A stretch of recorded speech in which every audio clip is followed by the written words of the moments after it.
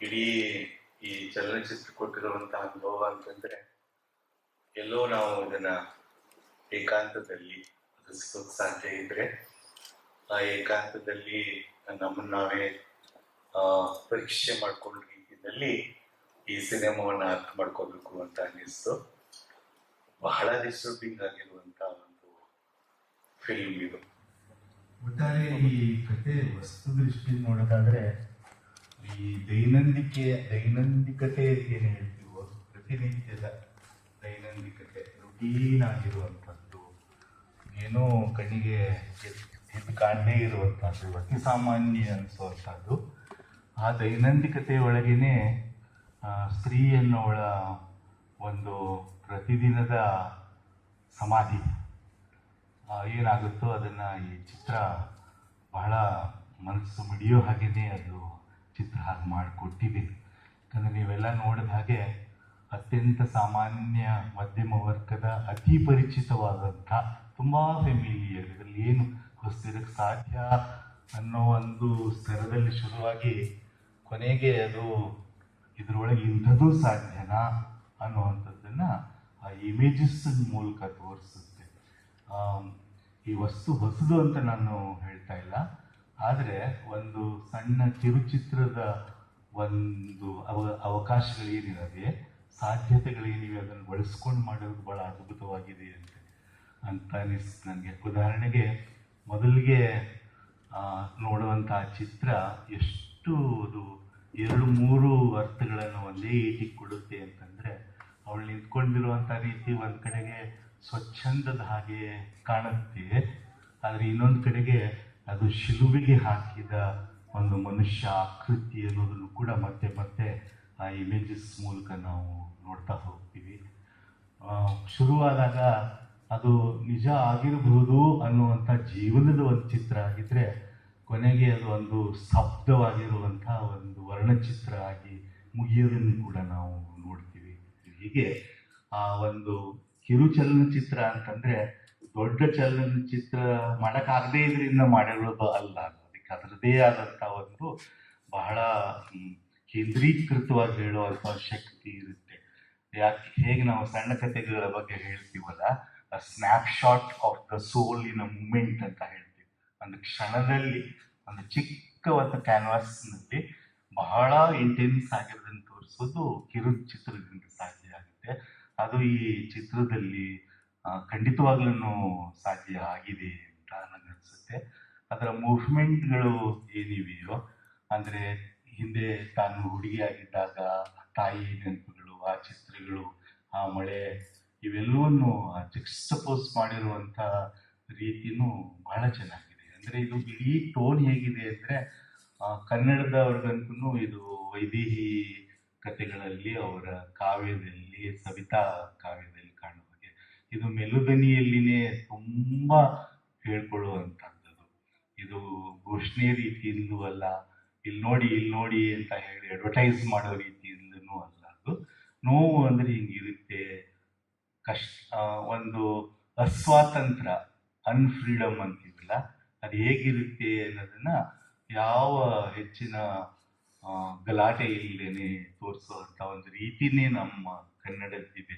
ಅದು ಈ ದೃಶ್ಯ ಒಂದು ಕಾವ್ಯದ ರೀತಿಯಲ್ಲೂ ಬಂದಿರೋದು ಭಾಳ ನನಗೆ ಅದು ತುಂಬ ಸಂತೋಷ ಅನಿಸಿರುವಂಥದ್ದು. ಈ ಎರಡೂ ನಮ್ಮ ಕಣ್ಣೆದುರಿಗೆ ಏನು ಉಳಿತಾವಲ್ಲ, ಅಂದರೆ ನಾನು ಇವತ್ತಿನ ಮಟ್ಟಿಗೆ ಆದ್ರೂ ಕೂಡ ಅವಳು ಹೇಳೋ ಹಾಗೆ ತಮಾಷೆಗೋಸ್ಕರ ಆದರೂ ನಾನು ಭಿನ್ನವಾಗಿರ್ತೀನಿ ಅಂದ ತಕ್ಷಣವೇ ಆ ಭಿನ್ನತೆ ಅನ್ನೋದನ್ನ ಎಷ್ಟು ಬೆದರಿಕೆ ಹುಟ್ಟಿಸುತ್ತೆ, ಎಷ್ಟು ಹೆದರಿಕೆ ಹುಟ್ಟಿಸುತ್ತೆ ಅನ್ನೋದನ್ನು ನಾವು ಅದರಲ್ಲಿ ಆ ಎರಡು ವೈದೃಶ್ಯ ಏನಿದೆ, ಕಾಂಟ್ರಾಸ್ಟ್ಗಳ ಮೂಲಕ ಬಹಳ ಆಳವಾಗಿ ಗ್ರಹಿಸುವಂಥದ್ದನ್ನು ಈ ಕಿರುಚಿತ್ರ ಮಾಡಿಕೊಳ್ಳುತ್ತೆ ಅಂತ ನನಗೆ ಅನ್ನಿಸ್ತು. ಬೇಕಂತಲೇ ಅಲ್ಲಿರುವಂಥದ್ದು ಎಲ್ಲವನ್ನೂ ಕೂಡ ಯಾವುದನ್ನು ನಾನು ಆಗಲೇ ದೈನಂದಿಕತೆಯನ್ನು ಅದನ್ನು ಮತ್ತೆ ಒತ್ತಿ ಹೇಳುವಂತಹ ಆ ಕಿಚನ್ ಆಗಿರ್ಬೋದು, ಅಥವಾ ಇಡೀ ನೀವು ಸಿನಿಮಾಟೋಗ್ರಫಿ ನೋಡಿದರೆ ಅವಳನ್ನು ಯಾವಾಗಲೂ ಒಂಥರ ಬಾಕ್ಸಿನ್ ಅಂತೀವಲ್ಲ, ಒಂದು ಬಾಕ್ಸ್ ಒಳಗೆ ಹಾಕಿದಾಗೆ ಮಧ್ಯದ ಆಬ್ಜೆಕ್ಟ್ಸ್ ಮಧ್ಯ ಅವಳನ್ನ ತೋರಿಸ್ತಾ ಇರುವಂಥದ್ದು. ಅಂದರೆ ಇಡೀ ಆ ಶೈಲಿನೇ ಒಂದು ರೀತಿ ಸಾಮರಸ್ಯ ಇಟ್ಕೊಂಡು ಮೊದಲಿಂದ ಕೊನೆಯವರೆಗೂ ಅದು ತೋರಿಸ್ತಾ ಹೋಗ್ತೀವಿ. ವಿಶೇಷ ಏನಂತಂದ್ರೆ ಶಾಕ್ ಆಗಿ ನಮಗೆ ಅದು ಒಂದು ರೀತಿಯ ಒಂದೇನೋ ಹೊಸದು ಅನ್ಸೋದು ಯಾವಾಗ ಅಂತಂದ್ರೆ ಅತ್ಯಂತ ಸಾಮಾನ್ಯವಾಗಿರೋದ್ರೊಳಗನೆ ಇಂಥದ್ದು ಈ ಕ್ರೌರ್ಯವೂ ಇರಕ್ಕೆ ಸಾಧ್ಯ, ಕ್ರೌರ್ಯ ವಿದಿನ್ ಕೋಟ್ಸ್. ಯಾಕಂದ್ರೆ ಅವನ ದೃಷ್ಟಿಯಿಂದ ನೋಡೋದಾದ್ರೆ ಅವನಿಗೆ ಇನ್ಸೆಕ್ಯೂರಿಟಿ ಬಂದ್ಬಿಟ್ಟಿದೆ. ಅವನಿಗೆ ಆ ಇನ್ಸೆಕ್ಯೂರಿಟಿನ ಹೆಂಗೆ ಹ್ಯಾಂಡಲ್ ಮಾಡಬೇಕು ಅಂತ ಗೊತ್ತಾಗ್ತಾ ಇಲ್ಲ ಅವನಿಗೆ. ಅವಳು ಇದ್ದಾಗೆ ಇದ್ರೆ ಬಹಳ ಸೆಕ್ಯೂರ್ ಆಗಿರೋಕ್ಕೆ ಸಾಧ್ಯ. ಅವನು ಬದಲಾಗ್ಬಿಟ್ರೆ ಅವನು ಭೀತನಾಗ್ಬಿಟ್ಟಿದ್ದಾನೆ. ಅದನ್ನ ಒಂದು ಅಂಡರ್ಲೈನ್ ಮಾಡಿ ಈ ಫಿಲ್ಮ್ ತೋರಿಸುವಂಥದ್ದು ಬಹಳ ಒಂದು ದೊಡ್ಡ ಅಚೀವ್ಮೆಂಟ್ ಅಂತಲೇ ನಾನು ಅಂದ್ಕೊಂಡಿದ್ದೇನೆ. ಇನ್ನೂ ಬಹಳ ವಿವರವಾಗಿಯೂ ನಾವು ಅದರ ಒಂದೊಂದು ಅಂಶಗಳನ್ನು ನೋಡ್ಬೋದು. ಆದರೆ ಹಾಗೆ ಹಿಂಜಿ ಹೇಳಕ್ಕೆ ಇವತ್ತಿನ ಸಂದರ್ಭದಲ್ಲಿ ನನಗಲ್ಲ, ನಂಗೆ ನೋಡ್ತಾ ಇರುವಾಗ ನಿಜವಾಗ್ಲೂ ಬಹಳ ಒಂದು ಡಿಸ್ಟರ್ಬಿಂಗ್ ಅನಿಸ್ತು. ಈ ಥರದ ಒಂದು ಇಮೇಜಸ್ಸನ್ನ ಹುಡುಕೋದ್ರ ಮೂಲಕ, ತೋರಿಸೋದ್ರ ಮೂಲಕ ನಾವು ಹೇಳ್ಕೊಳಕ್ಕಾಗದೇ ಇರುವಂಥದ್ದು, ಬಹಳ ಜನ ಹೇಳ್ಕೊಳಕ್ಕಾಗದೇ ಇರುವಂಥದ್ದು, ಬಹಳ ಜನ ಶೇರ್ ಮಾಡೋಕ್ಕಾಗದೇ ಇರುವಂಥದ್ದನ್ನ ಒಂದು ಮೂರ್ತವಾಗಿ ಗಟ್ಟಿಯಾಗಿ ಈ ಕಿರುಚಿತ್ರ ಹೇಳಿದ್ರಿಂದ ತುಂಬ ಅದು ಸಫಲ ಆಗಿದೆ ಅಂತ ನಾನು ಅಂದ್ಕೊಂಡಿದ್ದೇನೆ. ಏನು ಹೇಳಬೇಕು, ಅದನ್ನು ಬಹಳ ಗಟ್ಟಿಯಾಗಿ ಅದು ಕಮ್ಯುನಿಕೇಟ್ ಮಾಡಿದೆ ಅನ್ನೋ ಮಾತನ್ನು ಹೇಳಿ ಅವರಿಗೆ ನನ್ನ ಅಭಿನಂದನೆಗಳನ್ನು ಕೂಡ ನಾನು ತಿಳಿಸ್ತಾ ಇದ್ದೇನೆ. ಸಾಂಸ್ಥಿಕ ವ್ಯವಸ್ಥೆ ಅಂತ ಇದೆಯಲ್ಲ ಈ ಸಂಸಾರದ್ದು, ಅದು ಗಂಡಿಗೊಂದು ರೋಲ್ ಕೊಟ್ಟಿದೆ, ಹೆಣ್ಣಿಗೊಂದು ರೋಲು ಅಂತ ವ್ಯವಸ್ಥೆ ಮಾಡಿಟ್ಟಿದೆ. ಅದರಿಂದ ಆ ರೋಲಲ್ಲಿ ಚೂರು ಅದಲು ಬದಲು ಮಾಡ್ಕೊಂಡ್ರೆ ಪಕ್ಕದಲ್ಲಿರೋರಿಗೆ ಈ ರೀತಿ ಶುರು ಆಗುತ್ತೆ. ಎಲ್ಲ ಸಂಸಾರಗಳಲ್ಲೂ ಈ ರೀತಿನೇ ನಡೆಯುತ್ತೆ. ಆದ್ರಿಂದ ಈ ಕಿರುಚಿತ್ರ ಆ ರೀತಿಲಿ ಒಂದು ಕನಸು ಕಾಣೋದಕ್ಕೆ ಸಹ, ಹೆಣ್ಣಿಗೆ ಕನಸು ಅನ್ನೋದು ಸಹ ಎಷ್ಟು ದುಬಾರಿ ಅಂತ ತೋರಿಸ್ತಾ ಇದೆ. ಈ ಕಥೆನ ನಾನು ಓದಿದ್ದೆ, ಹುಚ್ಚು ಅಂತ. ಆ ಕತೆ ಒಂದು ಜೀವನ ಮರಣದ ಪ್ರಶ್ನೆಯಲ್ಲಿ ಅವಳು ಆ ರೀತಿಯ ಹುಚ್ಚನ್ನ ತೋರಿಸ್ತಾ ಇರ್ತಾಳೆ. ಅಷ್ಟು ಇಂಟೆನ್ಸ್ ಆಗಿ ಇಲ್ಲಿ ಬಂದಿಲ್ಲ ಅಂತ ನಂಗೆಲ್ಲೋ ಅನ್ನಿಸ್ತು. ಆದ್ರೆ ಅದ್ರ ಪ್ರಯತ್ನ ನಡೆದಿದೆ, ಅದೊಂದು ಸರ್ವ ಪ್ರಯತ್ನ ಇದ್ರಲ್ಲಿ ತುಂಬಾ ಚೆನ್ನಾಗಿ ನಡೆದಿದೆ.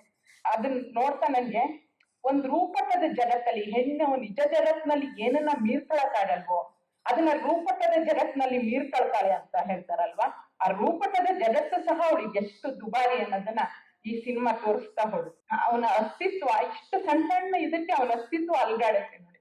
ಅವಳು ಒಂದು ದಿನದ ಇದ್ರಲ್ಲಿ ಒಂಚೂರು ಕನ್ಸು ಕಾಣ್ತೀನಿ, ಈ ರೀತಿ ಮಾಡ್ತೀನಿ ಅನ್ನೋದು ಅವನಿಗೆ ಎಷ್ಟು ದುಬಾರಿ ಆಗುತ್ತೆ ಅವಳಿಗೆ, ಅವಳು ಬದುಕಿಗೆ ಅನ್ನೋದನ್ನ ಈ ಸಿನಿಮಾ ತುಂಬಾ ಚೆನ್ನಾಗಿ ತೋರಿಸಿದೆ. ಈ ಸಿನಿಮಾ ಮಾಡಿರೋದು ಬಾನ್ ಬಯಲು ಸಂಸ್ಥೆ. ಆ ಬಾನ್ ಬಯಲು ಅನ್ನೋದಿದೆಯಲ್ಲ, ಅದು ಸಹ ಒಂದು ಹೆಣ್ಣಿನ ರೂಪಕವೇ, ಹೆಣ್ಣಿನ ಬದುಕಿಗೆ ಅಂತ ಅನ್ನಿಸ್ತು. ಮತ್ತೆ ಇದು ಹುಚ್ಚು ಅಂತ ಕತೆ ಹೆಸರು. ಆದ್ರೆ ಇವಳ ಈ ಸಂಜೋತಿ ಅನಲ ಅಂತ ಕೊಡ್ತಾರೆ.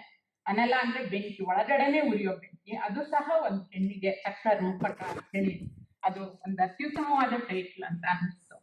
ಸುಮಾರು ಪ್ರತಿಮೆಗಳಿದ್ದಾವೆ. ಬಹಳ ಇಷ್ಟ ಆಗಿದ್ದು ಅದೇ ಬೇರಿಲ್ಲದ ಮರ, ಅದು ಚಿಗುರದೆ ಇರುವಂತ ಮರ, ಅದ್ಯಾವ ಒಂದು ಹಾಳು ಬಿದ್ದಂತ ಮನೆ ಮೇಲೆ ನಿಂತಿರು. ಅದೆಲ್ಲ ಕಡೆಗೂ ಬಿಳಿ ಬಣ್ಣದ ಅದು ಬಣ್ಣ, ಯಾವ ಬಣ್ಣವನ್ನು ಹಾಕ್ಬೇಕು ಅನ್ನೋದು ಕೂಡ ಬಹಳ ಸೂಕ್ಷ್ಮವಾಗಿ ಕೆಲಸ ಮಾಡಿದ್ದಾರೆ ಅಂತ ಅನ್ಸುತ್ತೆ. ಅದು ಸರಪಳಿ ಆಕಾರದಲ್ಲಿ ಹೆಣೆಯಲ್ಪಟ್ಟಿರುವಂತ ಬಿಳಿ ಬಣ್ಣದ ಮೃದು ವಸ್ತ್ರವನ್ನ ಕಾಲಿಗೆ ಕಟ್ಟಿರುವುದು, ಅದರಲ್ಲೇ ಇರುವ ಪ್ರತಿಮೆಗಳು ಬಹಳ ಮಾತಾಡುತ್ತೆ. ಆ ದೃಷ್ಟಿಯಿಂದ ಬಹಳ ಒಳ್ಳೆ ಚಿತ್ರ. ಅಭಿನಂದನೆ. ತುಂಬಾ ಹಿರಿಯ ವಯಸ್ಸಿನ ಒಬ್ರು ಒಂದು 100 ಜನಕ್ಕೆ ಅಡಿಗೆ ಮಾಡಿ ಹಾಕಿದ್ದಿರ್ಬೋದು ಅವರು. ಆದ್ರೂ ಕೊನೆಗಾಲದಲ್ಲಿ ಅವರು 75ನೇ ವಯಸ್ಸಲ್ಲಿ ಒಂದ್ಸತಿ ಹಿಂಗೆ ಕೂತ್ಕೊಂಡು ನನ್ನ ಜೀವಮಾನದಲ್ಲಿ ಏನೇನೋ ಮಾಡ್ಲಿಲ್ಲ ಅಂತ ಹೇಳ್ತಿದ್ದು ಭಾರಿ ಟಚಿಂಗ್ ಅನ್ನಿಸ್ತಿತ್ತು ನನಗೆ. ನಮ್ಮ ಹೆಣ್ಮಕ್ಳಿಗೆ ಯಾವಾಗ್ಲೂ ಅನ್ಸದ್ ನಾವ್ ಏನೋ ಮಾಡ್ಲಿಲ್ಲ ಅನ್ನೋದು. ಇದನ್ನೆಲ್ಲ ಈ ತರ ಸಿನಿಮಾದಲ್ಲಿ ತೋರಿಸ್ಬೇಕು, ಈ ಮೂಲಕನೇ ಬದಲಾವಣೆ ಸಾಧ್ಯನೇನೋ ಅಂತ ಹೇಳ್ತಾ ನಾನು ಸಂಜೆಗೆ ಶುಭ ಹಾರೈಸ್ತೀನಿ. ನನ್ಗೆ ಇಷ್ಟ ಆಯ್ತು. ಡೊಮೆಸ್ಟಿಕ್ ವೈಲೆನ್ಸ್ ಅಂತ ಏನ್ ಹೇಳ್ತೀವಿ, ಅದು ಕಾನೂನು ಮೂಲಕ ಎಲ್ಲೂ ಕೈಗೆ ಸಿಗದೆ ಇರೋಂಥದ್ದು. ಅದನ್ನ ವೈಲೆನ್ಸ್ ಅಂತ ಪರಿಗಣಿಸೋದು ಇಲ್ಲ, ಯಾವ ಕೋರ್ಟು ಎಲ್ಲೂ ಶಿಕ್ಷೆನೂ ನೀಡಕ್ ಆಗೋದಿಲ್ಲ. ಆ ವೈಲೆನ್ಸ್ನ ಒಂದು ರೀತಿಲಿ ಯಾವುದೇ ಮಕ್ಳಿಗಾಗಿರ್ಲಿ, ಹೆಣ್ಣಿಗಾಗಿರ್ಲಿ, ಯಾವುದೇ ಒಂದು ವ್ಯಕ್ತಿಗಾಗಿರ್ಲಿ, ಅದನ್ನ ತೋರ್ಸಕ್ಕಂತ ಒಂದು ಮಾಧ್ಯಮ ಏನಿದೆ ತುಂಬಾ ಚೆನ್ನಾಗಿ ಮೂಡಿದೆ. ಹೆಣ್ಣಿನ ಸ್ವಾತಂತ್ರ್ಯ, ಗಂಡಿನ ಸ್ವಾತಂತ್ರ್ಯವನ್ನ ಆಧುನಿಕ ಟರ್ಮ್ಸ್ ಅಲ್ಲಿ ದಾಂಪತ್ಯಗಳು ನೋಡೋಕ್ಕಾಗುತ್ತಾ ಅನ್ನೋ ಪ್ರಶ್ನೆ ನಾನು ಬಹಳ ಇಷ್ಟಪಡ್ತಾ ಇದ್ದೆ. ನಾವು ಕೂಡ ಸಂಸಾರ ಮಾಡಿದ್ದೀವಿ, ದಂಪತಿಗಳೇ ಕೂತಿರೋದಿಲ್ಲ, ನಾವು ಪದೇ ಪದೇ ಚರ್ಚೆ ಮಾಡ್ತಿರ್ತೀವಿ. ಆ ಕಾರಣದಿಂದ ಸ್ವಾತಂತ್ರ್ಯ ಅನ್ನೋ ದಾಂಪತ್ಯ ಚೌಕಟ್ಟಿನಲ್ಲಿ ಎಷ್ಟು ಮಿತಿ ನಡೀಬಹುದು ಅಥವಾ ಮಿತಿಗಳು ಮೀರ್ಬಹುದಾ, ಎಲ್ಲಿ ಮೀರ್ಬಹುದು ಅನ್ನೋ ಪ್ರಶ್ನೆ ನಡೀತಾ ಇದೆ. ಆ ಚರ್ಚೆಗಳನ್ನ ಎತ್ಕೊಳ್ತೇನೆ. ದಾಂಪತ್ಯ ಚೌಕಟ್ಟಿನಲ್ಲಿ ಹೆಣ್ಣಿನ ಸ್ವಾತಂತ್ರ್ಯ ಗಂಡಿನ ಸ್ವಾತಂತ್ರ್ಯದ ಅರ್ಥಗಳನ್ನು ನಾವು ಮಾಡ್ಕೊಳ್ತೇನೆ. ದಾಂಪತ್ಯವನ್ನ ಹೀಗೆ ಚಿತ್ರಿಸುವುದು ಹೆಣ್ಣಿನ ಪರವಾಗಿ ಅಂತ ಹೇಳೋದ್ರಿಂದ ಎಷ್ಟರ ಮಟ್ಟಿಗೆ ಇದು ಸಾರ್ಥಕ ಮತ್ತು ಇದು ಯಾವ ಎಲ್ಲಿ ನಮಗೆ ಕರ್ಕೊಂಡು ಹೋಗುತ್ತೆ ಅನ್ನೋ ಪ್ರಶ್ನೆ ಇದೆ. ಯಾಕೆ ಪದೇ ಪದೇ ಸಿನಿಮಾ ನೋಡ್ತಾ ಇರ್ತೀವಿ ನಾವು, ಹೆಣ್ಣಿನ ಸ್ವಾತಂತ್ರ್ಯ ಎತ್ತಿಡುವಂಥದ್ದು ಬೇರೆ ಬೇರೆ ಸಂದರ್ಭಗಳು ಬೇರೆ ಬೇರೆ ಪರಿಪ್ರೇಕ್ಷೆಗಳಲ್ಲಿ. ಆದ್ರೆ ಏನಿದೆ ಏನು ಉಪಯೋಗ ಅನ್ಸುತ್ತೆ ನನಗೆ. ದಯವಿಟ್ಟು ಸಂಜೆ ಒಂದು ಮಾತು ತಪ್ಪು ತಿಳ್ಕೋಬಾರ್ದು. ಈ ಸಿನಿಮಾ ನನಗೆ ಹೊಸ ಪ್ರಶ್ನೆ ಎತ್ತಿದೆ ಅಂತ ನನಗೆ ಅನ್ಸುತ್ತೆ. ಸರ್ ನಿಜ, ನಾನು ಹೊಸ ಪ್ರಶ್ನೆ ಖಂಡಿತ ಎತ್ಕೊಂಡಿಲ್ಲ. ಹಳೆ ಪ್ರಶ್ನೆ ಸಾಲ್ವ್ ಆಗಿಲ್ಲ ಅನ್ನೋದು ನಮ್ಮ ದೊಡ್ಡ ಸಮಸ್ಯೆ. ಅದನ್ನ ಮತ್ತೆ ಹೇಳ್ಬೇಕು ಅಂತ ನಮಗೆ ಒಳಗಡೆಯಿಂದ ಒಂದು ನುಕ್ಕೊಂಡು ಬರ್ತಾ ಇರುತ್ತೆ. ಅದಕ್ಕೆ ಇದೇ ವಸ್ತುಗಳು ನಮ್ಮನ್ನು ಕಾಡ್ತಾ ಇರುತ್ತೆ. ನಾವು ಇದನ್ನು ಇನ್ನೊಂದಷ್ಟು ದಿನ ಮಾಡಬೇಕಾಗಿರೋದು ನಮಗೂ ಬೇಸರ ಸರ್. ಆದರೆ ದಾಂಪತ್ಯದ ಚೌಕಟ್ಟಿನೊಳಗಡೆ ಗಂಡಿನ ಸ್ವತಂತ್ರ ಹೆಣ್ಣಿನ ಸ್ವತಂತ್ರ ಅಂತ ನಾವು ಬೇರೆ ಥರ ನೋಡ್ಬೋದಾ? ಯಾಕಂದ್ರೆ ತುಂಬ ವ್ಯಾಲಿಡ್ ಕ್ವಶನ್ ಸರ್. ಆದರೆ ಗಂಡಿಗೆ ಸ್ವಾತಂತ್ರ್ಯದ ಪರಿಕಲ್ಪನೆಗೂ ಹೆಣ್ಣಿಗೆ ಸ್ವಾತಂತ್ರ್ಯದ ಪರಿಕಲ್ಪನೆಗೂ ಮತ್ತೆ ದಾಂಪತ್ಯ ಗಂಡಿಗೆ ಕೊಡೋ ರೋಲ್ಗಳಿಗೂ ಹೆಣ್ಣಿಗೆ ಕೊಡೋ ರೋಲ್ಗಳಿಗೂ ತುಂಬಾನೇ ದೊಡ್ಡ ಅಂತರ ಇದೆ ಸರ್. ಅದನ್ನ ಗುರುತಿಸೋವರೆಗೂ ಇದು ಹೀಗೆ ಆಗ್ತಾ ಇರುತ್ತೆ. ಹೆಣ್ಣಿನ ಇಡೀ ಜೀವನದ ಪ್ಯಾಟರ್ನ್ ಒಂದು ಕ್ಷಣದಲ್ಲಿ ಬದಲಾಯ್ತು ಅನ್ನೋ ಮಟ್ಟಿಗೆ ಬದಲಾಯ್ತು ಅಷ್ಟೇನೆ. ಬದಲಾಯ್ತಾ ನಿನಗೆ, ಬದಲಾಗಕ್ಕೆ ನಿನಗೆ ಒಪ್ಪಿಗೆ ಇದೆಯಾ, ಅದೆಲ್ಲ ಏನು ಪ್ರಶ್ನೆಗಳೇ ಇಲ್ಲ. ಇವತ್ತಿಂದ ನೀನು ಸೋ ಅಂಡ್ ಸೋ, ಅದು ಹಾಗೆ ಇದೆ ಸರ್. ಅದರಲ್ಲಿ ಉದ್ಯೋಗಸ್ಥ ಮಹಿಳೆ ಮತ್ತೆ ವಿದ್ಯಾವಂತೆ ಮತ್ತೆ ಹಳ್ಳಿನಲ್ಲಿರೋಳು ಈ ಥರದ್ದು ಎಂತ ಎಷ್ಟೇ ಬೇರೆ ಬೇರೆ ಬೇರೆ ಬೇರೆ ಮಾದರಿಗಳನ್ನ ತಗೊಂಡ್ರು ಕೊನೆಗೆ ದ ಜೆಂಡರ್ ಬಯಾಸ್ ರೋಲ್ಸ್ ಅಥವಾ institution of marriage the gendered roles ಏನಿದೆ ಅದು ತುಂಬಾನೇ ಸ್ಟೀರಿಯೋಟೈಪ್ ಆಗಿದೆ. ಮುಖ್ಯವಾಗಿ ನನಗೆ ಸಿನಿಮಾವನ್ನು ನೋಡಿದಾಗ ಸಂಜೋತಿಯವರು ಬಹಳ ಗಂಭೀರವಾದ ಒಂದು ಚಿಂತನೆಗೆ ನಮ್ಮನ್ನ ತೊಡಗಿಸುವಂಥ ಒಂದು ಸಿನಿಮಾವನ್ನು ಮಾಡಿದ್ದಾರೆ. ಅದಕ್ಕಾಗಿ ಅವರಿಗೆ ಮೊದಲನೇದಾಗಿ ನಾನು ಅಭಿನಂದನೆಗಳನ್ನು ಹೇಳ್ತೇನೆ. ಹೆಣ್ಣು ಒಂದು ರೀತಿಯ ನಿರಂತರವಾಗಿ ಒಂದು ಸಂಘರ್ಷದ ಸ್ಥಿತಿಯಲ್ಲಿ ಇರ್ತಾಳೆ ಅಂತ. ಯಾವ ಥರದ ಸಂಘರ್ಷದ ಸ್ಥಿತಿಯಲ್ಲಿ ಇರ್ತಾಳೆ ಅಂದರೆ, ಅವಳು ಪ್ರತಿನಿತ್ಯ ಮಾಡುವಂಥ ಬೆಳಿಗ್ಗೆ ಯಾವುದನ್ನ ಚೆನ್ನಿಯವರು ದೈನಂದಿಕತೆ ಅಂತ ಹೇಳ್ತಾ ಇದ್ರಲ್ಲ, ನಿರಂತರವಾಗಿ ತನ್ನ ಜೀವನದುದ್ದಕ್ಕೂ ಅಡಿಗೆ ಮಾಡುವಂತಹ, ಪಾತ್ರೆ ತೊಳೆಯುವಂತಹ, ಆರೈಕೆ ಮಾಡುವಂತಹ ಈ ಒಂದು ನಿರಂತರದ ಒಂದು ತಿರುಗಣಿ ಅಂತ ಹೇಳ್ತೀವಲ್ಲ, ಒಂದು ಆ ಚಕ್ರದಲ್ಲಿ ಅವಳು ನಿರಂತರವಾಗಿ ಸಿಗಾಕೊಂಡಿರ್ತಾಳೆ. ಆ ವರ್ತುಲದಿಂದ ಅವಳಿಗೆ ಯಾವತ್ತಿಗೂ ಬಿಡುಗಡೆ ಅನ್ನುವಂಥದ್ದೇ ಇರಲ್ಲ. ಅಥವಾ ಈ ಒಂದು ನಿರಂತರ ಒಂದು ಚಕ್ರ ಇದೆಯಲ್ಲ, ಅದು ಯಾವತ್ತೂ ಅದರಿಂದ ಏನೋ ನಾನು ದೊಡ್ಡದನ್ನ ಸಾಧಿಸಿದ್ದೀನಿ ಅನ್ನುವಂಥ ಒಂದು ಆತ್ಮವಿಶ್ವಾಸನೂ ಬರಲ್ಲ. ಕಡೆಗೆ ಏನೋ ಒಂದು ದೊಡ್ಡ ಸಾಧನೆ ಮಾಡಿದ್ದೀನಿ ಅನ್ನುವಂಥ ಆ ಸಾಧನೆಯ ಒಂದು ಭಾವನೂ ಅವಳಿಗೆ ಬರಲ್ಲ. ಸೊ ಇಂಥ ಒಂದು ಸ್ಥಿತಿಯಲ್ಲಿ ಸಿಕ್ಕಾಕೊಂಡಿರುವಂಥ ಹೆಣ್ಣಿನ ಮನಸ್ಥಿತಿಯನ್ನ ಸಂಜೋತಿಯವರು ಈ ಸಿನಿಮಾದ ಮೂಲಕ ಹಿಡಿಯುವಂಥ ಪ್ರಯತ್ನವನ್ನ ಮಾಡಿದ್ದಾರೆ. ಇಂಥ ಒಂದು ಸ್ಥಿತಿಯಲ್ಲಿ ಸಿಕ್ಕಾಕೊಂಡಿರುವಂಥ ಹೆಣ್ಣು ಒಂದು ಸಾರಿ ತನ್ನ ಪಾತ್ರವನ್ನ ಅದಲು ಬದಲು ಮಾಡ್ಕೊಳ್ಳೋದಕ್ಕೆ ಅಥವಾ ಆ ಪಾತ್ರಕ್ಕಿಂತ ಭಿನ್ನವಾದ ಪಾತ್ರವನ್ನ ಧಾರಣೆ ಮಾಡೋದಕ್ಕೆ ಪ್ರಯತ್ನ ಮಾಡಿದಾಗ ಅವಳು ಎಂಥ ದೊಡ್ಡ ಸಂಕಷ್ಟಕ್ಕೆ ಸಿಕ್ಕ ಹಾಕ್ಕೊಳ್ತಾಳೆ ಅನ್ನೋದನ್ನ ಈ ಒಂದು ಸಿನಿಮಾ ಬಹಳ ಪರಿಣಾಮಕಾರಿಯಾಗಿ ಹೇಳಿದೆ ಅಂತ ನನಗೆ ಅನಿಸುತ್ತೆ. ಬಹಳ ಇಷ್ಟ ಆಗಿದ್ದು ಚಿತ್ರದ ಉದ್ದಕ್ಕೂ ಆ ಹೆಣ್ಣು ಒಂದು ನಿರಾಳವಾಗಿರುವಂಥ ಸ್ಥಿತಿಯನ್ನ ಹೊಂದೋದಕ್ಕೆ ಮಾಡ್ತಾ ಇರುವಂತ ಒಂದು ಪ್ರಯತ್ನ, ಅದು ಎಷ್ಟು ಪವರ್ಫುಲ್ ಆಗಿ ಬಂದಿದೆ ಅಂತ ಹೇಳಿದ್ರೆ, ಚಿತ್ರದಲ್ಲಿ ಆ ಚಿತ್ರದ ಕೊನೆಯಲ್ಲಿ ಬಂದಿರುವಂತ ಒಂದು ಉದ್ವಿಗ್ನತೆಯ ಒಂದು ಕ್ಷಣ ಇದೆಯಲ್ಲ, ಅದನ್ನು ಅಷ್ಟು ಅವಳು ಪರಿಣಾಮಕಾರಿಯಾಗಿ ಅನುಭವಿಸೋದಕ್ಕೆ ಆಗಿಲ್ಲ, ಅದಕ್ಕೆ ತಯಾರಾಗೇನೇ ಇಲ್ಲ. ಸಾಮಾನ್ಯವಾಗಿ ಒಂದು ಚಿತ್ರ ಆಗ್ಲಿ ಅಥವಾ ಒಂದು ಕಥೆ ಆಗ್ಲಿ ಎರಡು ವಿರುದ್ಧಗಳನ್ನ ಬೈನರಿಗಳನ್ನ ಸೃಷ್ಟಿ ಮಾಡಿರೋದು.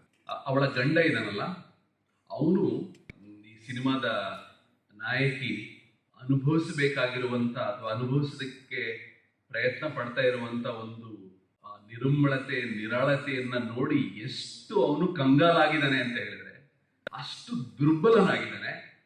ಸಿನಿಮಾದ ಹೆಚ್ಚುಗಾರಿಕೆ ಏನು ಅಂತ ಹೇಳಿದ್ರೆ, ಬರೀ ಒಂದು ಪಾತ್ರವನ್ನ ತೋರಿಸುವಂಥದ್ದಲ್ಲ. ಒಂದು ಒಳ್ಳೆ ಸಿನಿಮಾ ಎರಡೂ ಪಾತ್ರಗಳ ಒಂದು ಮನಸ್ಸಿನಲ್ಲಿ ನಡೀತಾ ಇರುವಂಥ ಆ ಒಂದು ತುಮುಲುಗಳನ್ನು ಬಹಳ ಸಮರ್ಥವಾಗಿ ಹಿಡಿಯೋದಕ್ಕೆ ಒಂದು ಒಳ್ಳೆಯ ಚಿತ್ರ ಅಥವಾ ಒಂದು ಒಳ್ಳೆಯ ಕಥೆ ಪ್ರಯತ್ನ ಮಾಡ್ತಾ ಇದೆ. ಈ ಕಥೆಯಲ್ಲಿ ಆ ಕಥಾನಾಯಕಿಯ ಬಗ್ಗೆ ನಮಗೆ ಬಹಳ ಸಹಾನುಭೂತಿ ಬರುತ್ತೆ. ಅವಳನ್ನ ನೋಡಿದಾಗ ಒಂದು ಆಳವಾದ ಸಂಕಟ ನಮ್ಮ ಮನಸ್ಸಿನಲ್ಲಿ ಮೂಡುತ್ತೆ, ಅದೆಲ್ಲ ಸರಿ. ಅದರ ಜೊತೆಯಲ್ಲೇನೆ ಅವಳ ಗಂಡನ ಪಾತ್ರವನ್ನೂ ಸಹ ಅಷ್ಟೇ ಸಮರ್ಥವಾಗಿ ಚಿತ್ರ ಕಟ್ಟಿಕೊಟ್ಟಿದೆ. ಈ ಒಂದು ಎರಡು ರೀತಿಯ ಚಿತ್ರಣಗಳನ್ನ ಕಟ್ಟಿಕೊಡೋದ್ರಿಂದ ಈ ಸಿನಿಮಾ ನಮಗೆ ನಿಜವಾಗ್ಲೂ ಬಹಳ ಹೊಸದಾದ ಅನುಭವವನ್ನ ತಂದುಕೊಡುತ್ತೆ. ಮತ್ತೆ ಇನ್ನೂ ನನಗೆ ಬಹಳ ಇಷ್ಟವಾಗಿದ್ದು, ಈ ನಾಯಕಿಯನ್ನ ಆಕೆ ನಿಂತಿದ್ದಾಳೆ, ಒಂದು ವಿಶಾಲವಾಗಿರುವಂತ ಸ್ವಚ್ಛಂದವಾಗಿರುವಂತ ಪರಿಸರದಲ್ಲಿ ನಿಂತಿದ್ದಾಳೆ. ಅವಳನ್ನ ಕಟ್ಟಿ ಹಾಕಿರೋದು ಉಕ್ಕಿನ ಸರಪಳಿಗಳಲ್ಲ, ಅವಳನ್ನ ಕಟ್ಟಿ ಹಾಕಿರುವಂಥದ್ದು ಈ ಸಂಸಾರದ, ನಾವೆಲ್ಲರೂ ಶಾಸ್ತ್ರೋಕ್ತವಾಗಿ ಪರಸ್ಪರ ಸಮ್ಮತಿಯ ಮೂಲಕ ನಾವು ಕಟ್ಟಿಕೊಂಡಿರುವಂತ ಈ ಬಂಧನಗಳು, ಈ ಮೃದು ಬಂಧನಗಳನ್ನ ಮೀರುವಂತ ಒಂದು ಪ್ರಕ್ರಿಯೆ ಇದೆಯಲ್ಲ, ಅದು ಬಹಳ ದೊಡ್ಡ ಚಾಲೆಂಜ್ ಮತ್ತೆ ಬಹಳ ದೊಡ್ಡ ಸವಾಲಿನ ಕೆಲಸ. ನಾನು ಸುಮ್ಮನೆ ಕುತೂಹಲಕ್ಕೆ ಕಥೆಯನ್ನು ಓದ್ತಾ ಇದ್ದೆ, ಕಥೆಯನ್ನು ಮತ್ತೆ ಸಿನಿಮಾವನ್ನು ಎರಡನ್ನೂ ಒಂದು ರೀತಿ ಕಂಪೇರ್ ಮಾಡಿ ನೋಡಿದಾಗ, ಕಥೆಯಲ್ಲಿ ನಾಯಕಿ ತುಂಬಾ ವ್ಯಗ್ರವಾಗಿದ್ದಾಳೆ. ಕಥೆಯಲ್ಲಿ ಆ ನಾಯಕಿ ತುಂಬಾ ವ್ಯಗ್ರವಾಗಿದ್ದಾಳೆ, ನೀನ್ ಯಾಕೆ ಮಾಡಬಾರ್ದು ಅನ್ನುವಂತ ಸವಾಲನ್ನು ಒಡ್ಡುವಂತ ರೀತಿಯಲ್ಲಿ ಇದ್ದಾಳೆ. ಆದ್ರೆ ಈ ಸಿನಿಮಾದಲ್ಲಿರುವಂತ ನಾಯಕಿ ಅಷ್ಟು ವ್ಯಗ್ರವಾಗಿಲ್ಲ. ಅವಳಿಗೆ ಈ ಸಂಬಂಧಗಳ ಒಂದು ಏನು ಈ ಕಾಂಪ್ಲೆಕ್ಸಿಟಿ ಇದೆಯಲ್ಲ, ಆ ಸಂಬಂಧಗಳ ಸಂಕೀರ್ಣತೆ ಇದೆಯಲ್ಲ, ಅದರ ಅರಿವಿದೆ. ಈ ಸಂಬಂಧಗಳು ಹೇಗೆ ಒಂದು ಆ ಸಂಬಂಧಗಳ ಹುದುಲಲ್ಲಿ ಸಿಕ್ಕಿ ಹಾಕೊಂಡ್ರೆ ಮನುಷ್ಯ ಹೇಗೆ ಇದರಿಂದ ಬಿಡುಗಡೆ ಪಡೆಯುವಂಥದ್ದು ಎಷ್ಟು ಕಷ್ಟ ಅನ್ನುವುದರ ಅರಿವು ಸಹ ಅವಳಿಗೆ ಇದೆ. ನನಗೆ ಬಹಳ ಇಷ್ಟ ಆಗಿದ್ದು, ಸಂಜೋತಿಯವರು ಸುಮ್ಮನೆ ಒಂದು ಕಥೆಯನ್ನ ಸಿನಿಮಾ ಮಾಡ್ತಾ ಇಲ್ಲ, ಆ ಕಥೆಯನ್ನ ಮೂಲವಾಗಿಟ್ಕೊಂಡು ಆ ಕಥೆಗೆ ಒಂದು ಹೊಸ ಆಯಾಮವನ್ನು ಸಹ ಅವರು ಕೊಡೋದಕ್ಕೆ ಪ್ರಯತ್ನ ಮಾಡ್ತಾ ಇದ್ದಾರೆ. ಹಾಗಾಗಿ ಈ ರೀತಿಯ ಪ್ರಯತ್ನವನ್ನ ಮಾಡಿರುವಂತ ಸಂಜೋತಿಯವರಿಗೆ ಹಾಗೂ ಅವರ ಎಲ್ಲ ಸ್ನೇಹಿತರಿಗೆ ಅಭಿನಂದನೆಗಳನ್ನು ಹೇಳ್ತಾ ನನ್ನ ಮಾತುಗಳನ್ನು ಮುಗಿಸ್ತೇನೆ. ನಮಸ್ಕಾರ. ಈ ಸಿನಿಮಾದ ಕೊನೆಯ ವಾಕ್ಯವನ್ನ ನಾನು ಎತ್ಕೊಳ್ತಾ ಇದ್ದೇನೆ. ಪ್ರಾರಂಭದಲ್ಲೇನೆ ಐ ಆಮ್ ಆಲ್ ರೈಟ್ ಅಂತ ಅವಳು ಕಿರಿಚಿಕೊಳ್ಳುವಂಥ ಒಂದು ಸ್ಥಿತಿ. Difficulty in role fluidity, role rigidity versus role fluidity. ಪಾತ್ರಗಳ ಕಟ್ಟುನಿಟ್ಟು ಮತ್ತು ಪಾತ್ರಗಳ ಸಡಿಲಿಸುವಿಕೆ ಬರದ ಹೊರತು ಸಮಾನತೆ ಬರೋದಿಲ್ಲ. ಪಾತ್ರಗಳ ಸಡಿಲಿಸುವಿಕೆ ಅತಿ ಮುಖ್ಯ. ಮೊದಲನೇದಾಗಿ ಈ ಥರದ ಒಂದು ಕಥೆಯನ್ನು ಇಟ್ಕೊಂಡು ಸಿನಿಮಾ ಮಾಡಿದ್ದಕ್ಕೆ ನಿರ್ದೇಶಕಿಯವರಿಗೆ ಮತ್ತು ಅವ್ರ ತಂಡದವ್ರಿಗೆ ಅಭಿನಂದನೆಗಳನ್ನು ಸಲ್ಲಿಸ್ತೇನೆ.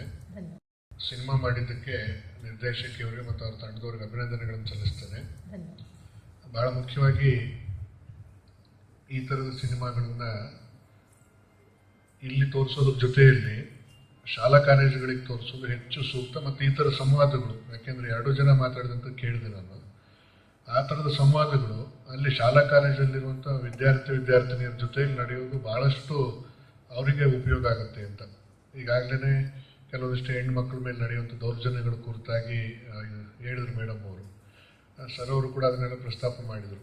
ಆ ಹಿನ್ನೆಲೆ ಒಳಗೆ ಒಂದು ಜಾಗೃತಿ ಮೂಡಿಸೋದಕ್ಕೆ ಈ ಥರದ ಸಿನಿಮಾಗಳನ್ನು ಶಾಲಾ ಕಾಲೇಜುಗಳಲ್ಲಿ ಮಾಡಿ ವಿದ್ಯಾರ್ಥಿನಿಯರ ಜೊತೆಯಲ್ಲಿ ಮುಕ್ತವಾದಂಥ ಸಂವಾದ ನಡೆಸೋದ್ರ ಮೂಲಕವಾಗಿ ಒಂದು ಒಳ್ಳೆಯ ಸಮಾಜ ನಿರ್ಮಾಣ ಮಾಡೋದಕ್ಕೆ ಸಾಧ್ಯವಾಗುತ್ತೆ ಅಂತ ಅನಿಸುತ್ತೆ. ನಿಮ್ಮ ಸಿನಿಮಾದಲ್ಲಿ ತುಂಬ ಚೆನ್ನಾಗಿ ಅಭಿನಯ ಚೆನ್ನಾಗಿ ಬಂದಿದೆ, ಕಥೆನೂ ಕೂಡ ತುಂಬ ಚೆನ್ನಾಗಿ ಕಟ್ಟಿಕೊಟ್ಟಿದ್ದೀರಿ. ಧನ್ಯವಾದಗಳು.